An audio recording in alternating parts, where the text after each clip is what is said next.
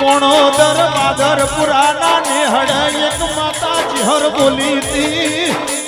હરેશ રાવત 4 દાડાનો સમય બનશે ખાબ હોના જેવો મારી ચિહરી ઇતિહાસ લખશે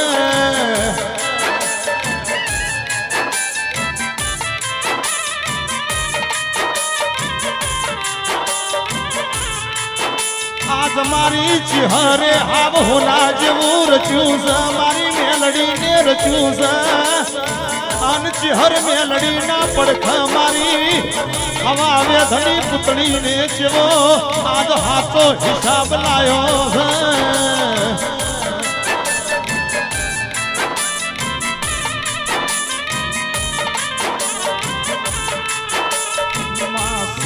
કરે